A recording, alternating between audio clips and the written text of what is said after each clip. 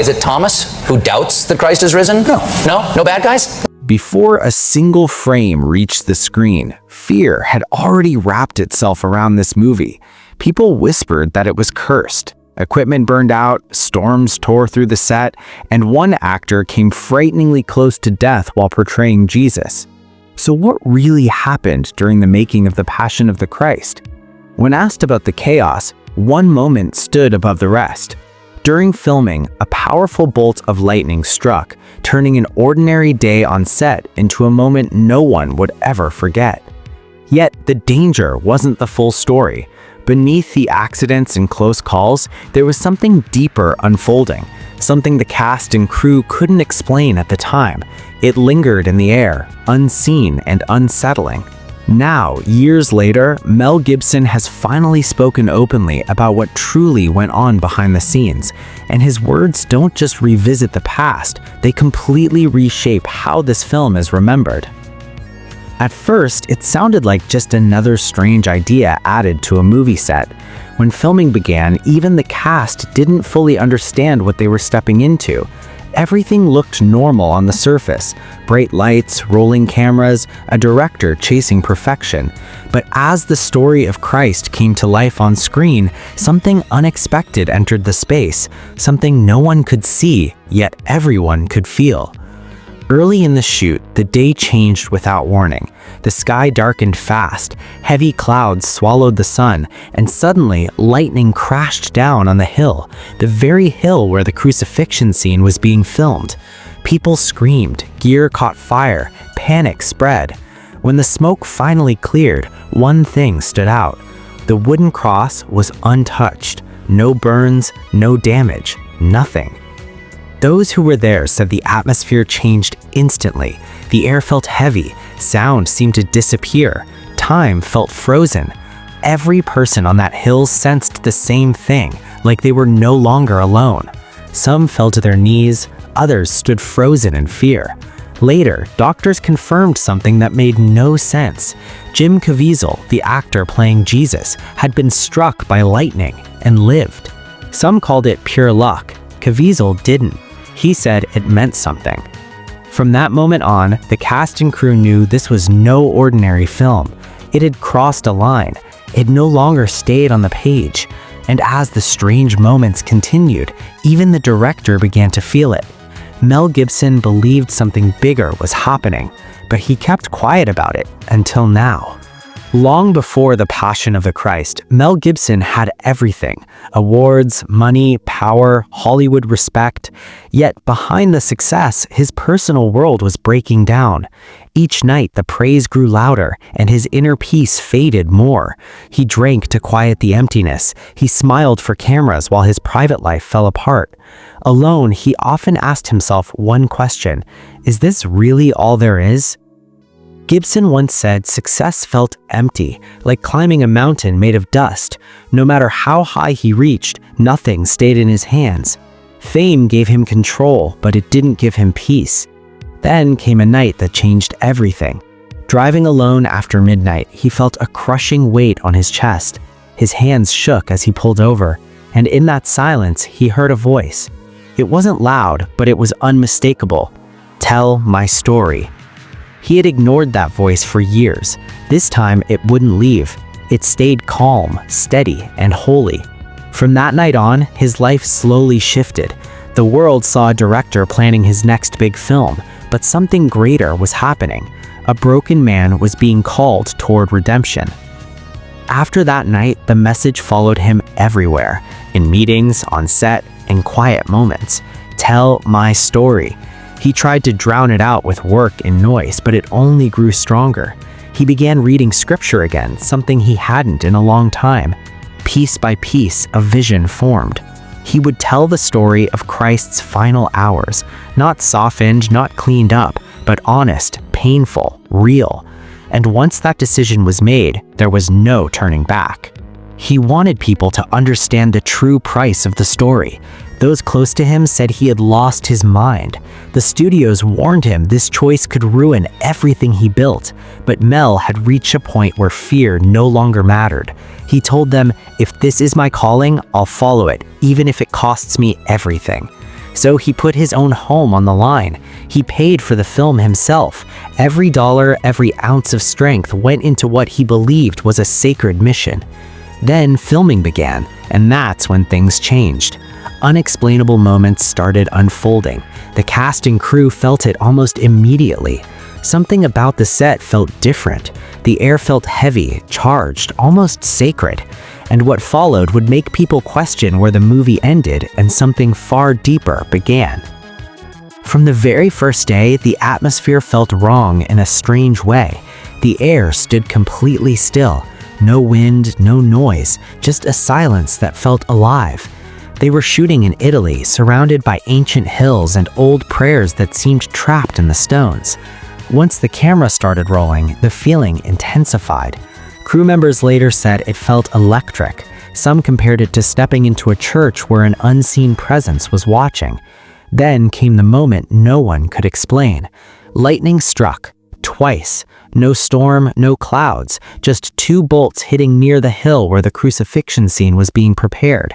One crew member collapsed, another dropped to his knees. Even Mel went pale. Later, he said it felt like heaven was either warning them or blessing them, and that was only the beginning. As filming continued, the strange events kept adding up. Cameras failed right before crucial scenes. Sudden winds appeared only when God's name was spoken. Actors said they felt something nearby, heavy with sorrow, yet filled with holiness. For Jim Caviezel, the man playing Jesus, the experience went far beyond acting. What happened to him on that set left marks on both his body and his spirit. This no longer felt like a movie role. During the whipping scene, something went wrong. The whip struck too hard. A hidden piece of metal tore into his skin. The cameras kept rolling. His scream wasn't rehearsed, it was real pain. Later, doctors found his back had been split open. He dislocated his shoulder while carrying the cross. He was struck by lightning while hanging on it, and still he refused to quit. The crew begged Mel to stop the production, but Mel didn't because Jim wouldn't. Jim kept saying it has to be real. People need to see what he went through. Between scenes, the crew often found him praying. His lips shook. His face was streaked with blood. His eyes looked distant, as if he was somewhere else entirely. At that point, he wasn't just portraying Christ. In the eyes of everyone watching, he had become him. Even the Roman soldiers on set, the background actors, began to cry during the crucifixion scenes. Tough, experienced performers stood frozen afterward, unable to find their voices. A few whispered about strange things they felt, a glow in the air, a moving light with no clear source. And when the last nail was struck, the valley went quiet. No birds, no wind, nothing. Just a heavy silence that settled deep into every chest. That was the moment it changed. They understood the story wasn't just being acted anymore. It was acting on them. When The Passion of the Christ reached theaters, it didn't just break records. It cracked people wide open. Viewers sobbed. Some fainted. Others dropped to their knees in prayer. Many claimed the room felt different, as if something unseen had passed through, something beyond words. But while audiences were shaken, Hollywood pulled away. Jim Caviezel's phone stopped ringing. A studio executive told him bluntly, "You're too closely tied to that role. You make people uneasy." The actor who played Christ was slowly pushed aside by the same industry that once applauded him. He lost roles, he lost connections, he lost his place at the table, but he didn't lose his faith. And Mel Gibson, the spotlight that once lifted him, began to scorch. Controversies followed, personal struggles spilled into the headlines. His name turned into a cautionary tale whispered behind closed doors. But those closest to him noticed something unexpected beneath the wreckage. Somewhere in the fallout, something holy had shifted inside him.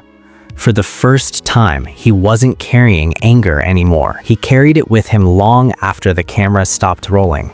A small crucifix from the set, the very one used in the final scene, stayed close like a quiet reminder. When journalists pressed him about the strange things that happened during filming, he never went into details. He would pause, offer a calm smile, and say only one thing: God worked through it. Nothing more. But to the people who were there, that silence spoke louder than any headline ever could. They had seen enough. They believed the cost had already been paid, through lightning strikes, through blood, through shaken faith. And in that cost, something uncomfortable and honest was revealed. For almost 20 years, Mel Gibson refused to talk. Not about the lightning, not about the voices some swore they heard, not about the shapes that seemed to move where shadows should not. Every interview followed the same pattern: a polite expression, a long pause, and 7 carefully chosen words. To this day, there is still no clear explanation. Those who worked beside him insist his silence wasn't fear, it was respect. Some truths, they said, lose their power the moment you try to take them apart. One sound technician claimed he still kept old film reels, not for memories, but because he believed something could still be heard when they played. Soft murmurs, like prayers trapped in static. Another crew member walked away from filmmaking entirely. He said it didn't feel like a movie. It felt like we stepped into something sacred, and it was watching us. Even years later, Jim Caviezel refused to break it down or explain it away. He said only when you step into that role, something steps into you. And with that, the silence only grew deeper. No exposés, no confessionals, just the same unfinished thought hanging in the air, wrapped in holy quiet. Maybe the point was never to explain it. Maybe it was meant to be felt. When The Passion of the Christ finally left theaters, something unusual happened. The noise faded. The praise, the criticism, the outrage, gone. But the weight stayed. Even now, decades later, those who were there say they can still sense it. That same heavy stillness, that same silence that feels alive. Because maybe this was never just a film about suffering. Maybe it was a mirror, a reflection of everyone who dared to tell the story. A director searching for redemption, an actor giving more than performance, and a truth too sacred to belong to Hollywood. One crew member once said, when the wind moved on set, it wasn't weather, it was presence. And that might be why Mel Gibson never explained it, because how do you explain the unexplainable? How do you measure lightning that strikes twice, or faith that survives the storm? Some call it coincidence, others call it divine interference, but maybe it's something deeper. A reminder that truth is never quiet, and when light and darkness collide, the world always trembles. So when Mel Gibson says, to this day no one can explain it, it isn't an answer, it's an invitation. Because if you watch closely, when the sky darkens, when the cross shakes, when the silence grows thick, you can still feel it. That unseen presence lingering in every frame, still asking the same question it asked those who made it. Now that you've seen it, what will you do with it?